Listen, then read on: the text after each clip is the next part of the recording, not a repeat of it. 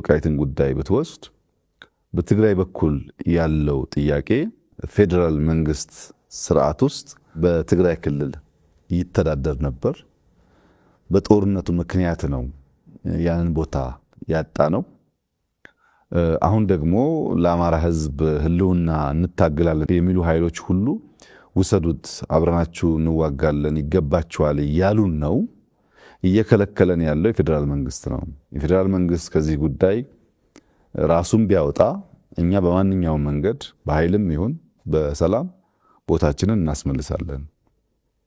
እንቅፋት የሆነብን የፌደራል መንግስት ነው እንጂ ለዚህ ህዝብ የሚታገሉ ወገኖችም ጭምር ለዚህ ህዝብ እንታገላለን ባዮች ጭምር እንድንወስድ ፈቅደው የዚያ ትግል ተባባሪና አጋር ሆነዋል። እናንተ ናችሁ እንቅፋቱ ይላሉ። ወደ አማራ ክልል ደግሞ ስትመጣ ከጦርነት በኋላ በፌደራል መንግስት ውክልና የሚተዳደረው የወልቃይት ክልል በህግ አግባብ በተሟላ መንገድ ወደ አማራ ክልል መመለስ ሲገባው የፌደራል ክልል መንግስት አልመለሰም ብሎ ያስባሉ። ሁለቱም ጋር ጥያቄ አለ ማለት ነው። ይህንን ጥያቄ የምንፈታው አንዱን ወገን በማስደሰት ለአንዱ ወገን ምላሽ በመስጠት አንዱን ከጥያቄው ጋር እንዲቆይ ብናደርገው ዘላቂ ሰላም አያመጣም። የጊዜ ጉዳይ እንጂ መልሶ ግጭት ይፈጥራል።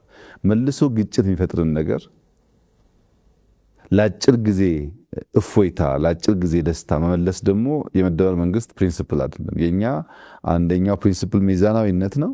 ሁለተኛው ሙሉ እይታ ነው።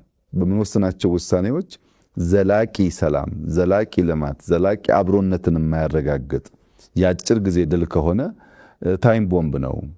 ነገርን ለጊዜው ያዳፍናል እንጂ ከናካቴው አያጠፋውም ብለን ስለምናስብ አንመርጠውም። መንገዱን ጊዜ ወስዶ ተወያይተን ተመካክረን ህግን ስርዓትን ተከትለን የህዝቦችን ተሳትፎ አረጋግጠን ብንወስን ግን ለዘላቂው ሰላም ሊያረጋግጥ ይችላል የሚል እምነት ስላለን አብዛኛው በኢንክሉሲቭ ናሽናል ዲያሎጉ 4 ዓመት የፈጀ ሂደት ነው።